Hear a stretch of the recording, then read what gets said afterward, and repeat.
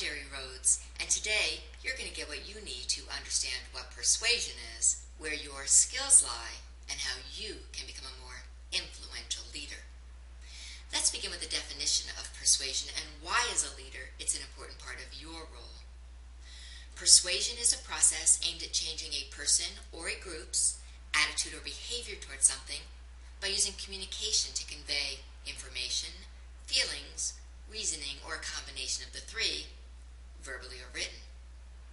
I like this definition because it uses some very important terms. First, process. That means it takes time and there are certain steps you need to consider. Next, changing.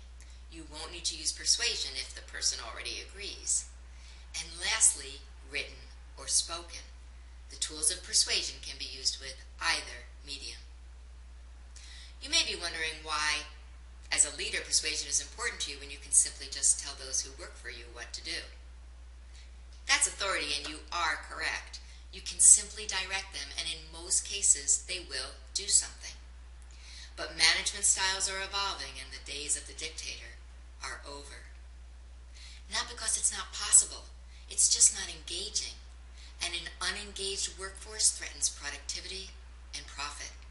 Persuasion is a critical competence for today's leader.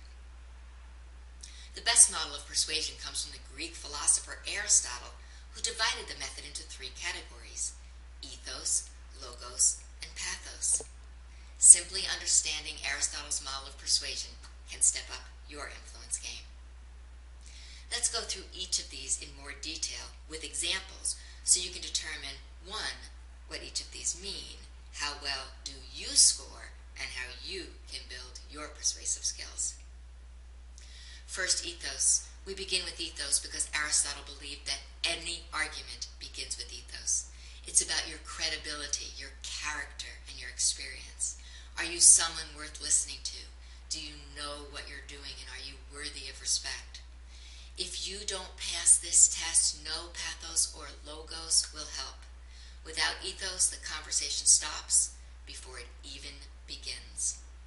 When we believe that the person doing the persuading is credible, trustworthy, smart, and educated, we're more likely to listen. How well do you measure on some of the following examples of ethos? Do the people you manage know your qualifications and agree that they're applicable to the role that you play and the job that you do? Do you have technical expertise? Do you tell the truth and keep your promises?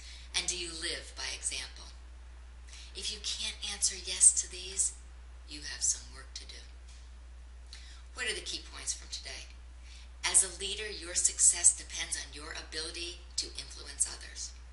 And a combination of ethos, logos, and pathos works best. And ethos is first because without credibility, nothing else will work. I recommend you frequently check your actions against the behaviors that I've outlined today to ensure that your ethos, logos, and pathos are supporting your role as a successful leader in your organization.